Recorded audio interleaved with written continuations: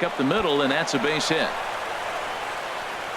Throw into second, and he'll get in there safely. Cutting it close here, but he comes through in the 8th to extend his hitting streak. Yeah, come on, man. 8th inning. He was getting me nervous. This looked like this might be his last at bat and his last opportunity.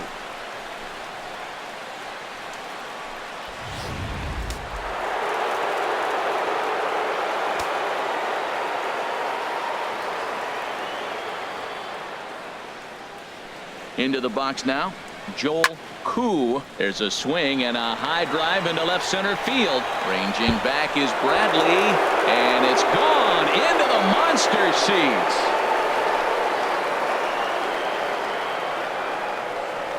So a 2-run shot to left center, number 13 for him on the year, as they've pushed this lead up to 9 now.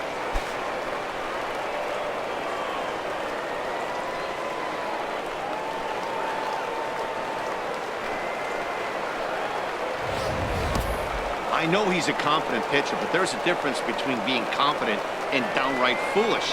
He just offered one of the most dangerous hitters in the lineup a straight heater, and it cost him big time. Here's the young catcher, Wilson Contreras.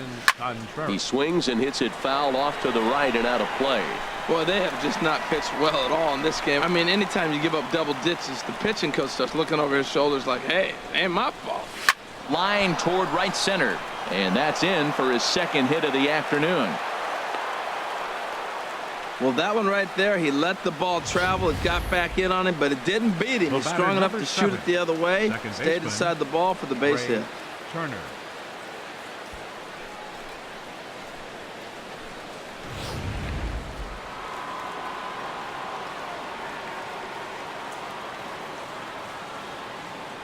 A speedy Trey Turner digs in now, as he'll pick on the first pitch and line one back up the middle, and that's a base hit.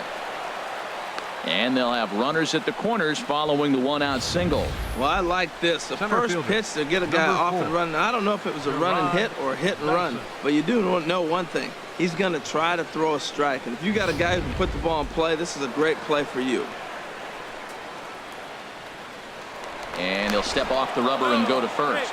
And he's back in standing.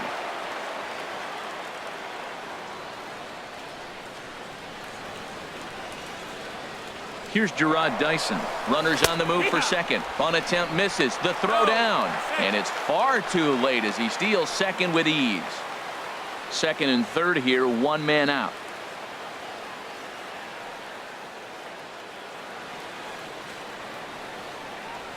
He'll try to bunt his way on as he gets this one down.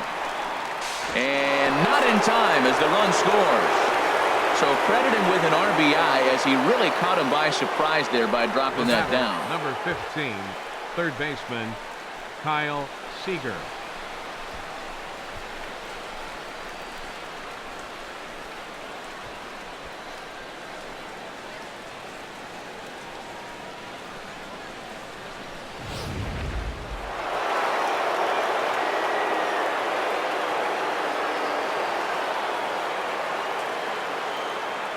Here's the third baseman now, Kyle Seager.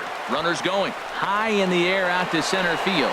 Bradley is there, and he brings it in for the second out of the inning. Notch one in the score column as the runner from third crosses the plate. Hey, every pitcher likes to have some runs scored for him, particularly when they're throwing as well as he is tonight, and he gets another insurance run on top of it.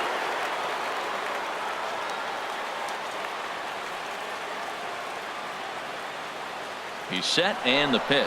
Dyson off for second, and a jam shot here as this is sent towards second, and Stanton's aboard. It's a base hit. So now they'll have runners on the corners with two away. Well, two outs, they send the runner. Now it's more, to me, a run and hit in this situation. Puts the ball in play, gets the base hit. Now you got runners at first and third.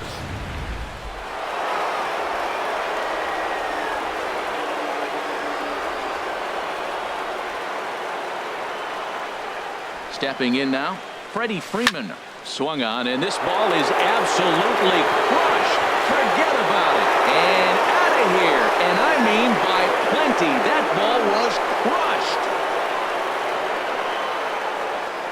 So a 3-run shot to right center field. Home run number 66 on the year as this lead got even wider.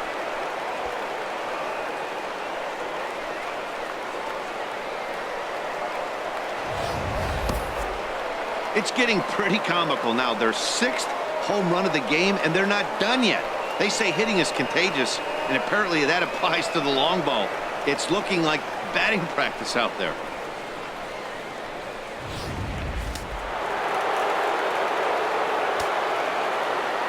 Standing in now, Mitch Haniger. As he'll go after the first pitch and bounce it into foul territory. 8 runs already in this inning.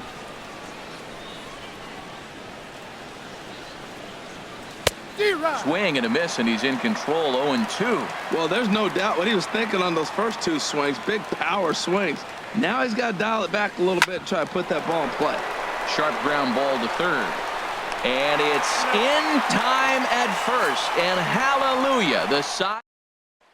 And that'll bring in the speedy catcher Blake Swihart. He leads off their half of the 8th, and they've been unable to get that starter out of the game to this point.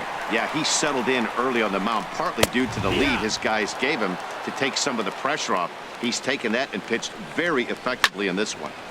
And the third baseman will have a look at it, but this is back into the seats. Struck him out and make it 14 punch-outs now in the game. So you've got to figure he's got a good chance here to finish this one off. And with that in mind, we First baseman, Lonnie. now action in the bullpen as their closer starts to get loose out there. Sends that one out of play for strike 1. And the pitch.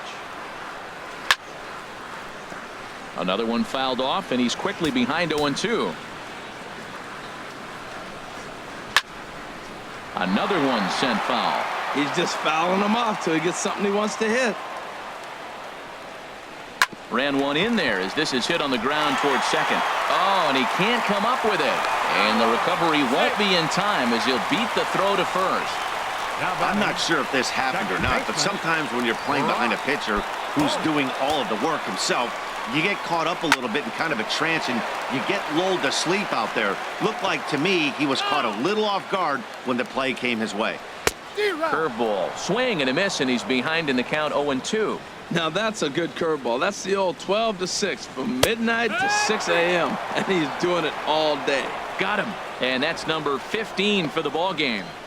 Runner on first in a double play situation, so you expect to see a lot of pitches down in the zone. So I think that pitch up right there was a good one. Obviously the double play is more efficient, but you're always going to take a K when you're on the mound. Fastball, and he's quickly in the hole. 0-2. 2 strikes. Trying to send him packing for the second time, and he struck him out. 16 for the ball game, and the inning is over. 1 left for the Red Sox, and they remain well. Stepping into the box, Corey Seager. He'll lead things off as they look to perhaps build on an already sizable lead. Into the windup and the pitch. Line towards center field. Bradley is there. 1 quick out to start inning number 9. Ready once again, Joel Koo. First offering on its way. Hit hard towards center. And that's a base hit. He's now 2 for 5 in this one. Back-to-back line drives. Now the first guy was out, but man, they're swinging the bat pretty good. These 2 guys saw him pretty good. Let's see what happens now.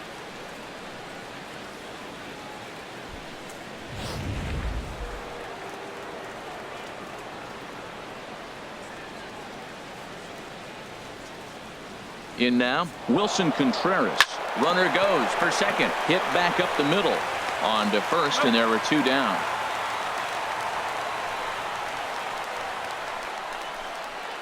The batter, number 7. So coming to the plate, Trey Turner. He's got 3 hits, including a double to this point.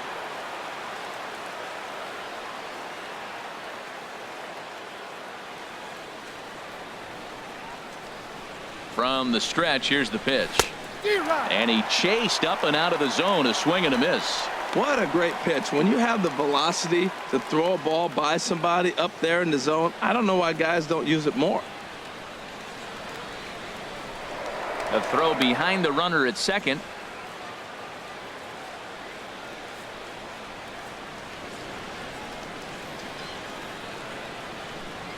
Ready with the 0-1 pitch.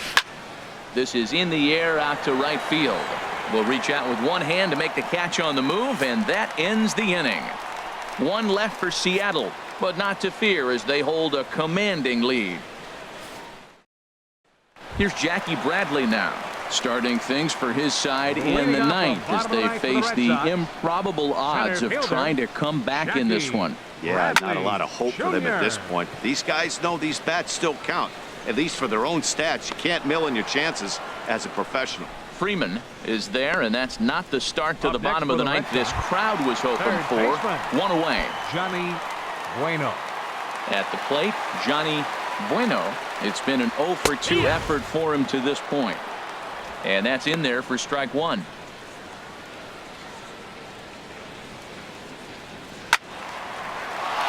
Line foul off to the right over the Red Sox dugout. Well, it's clearly on that fastball. He hit that one hard. He just could not keep it fair.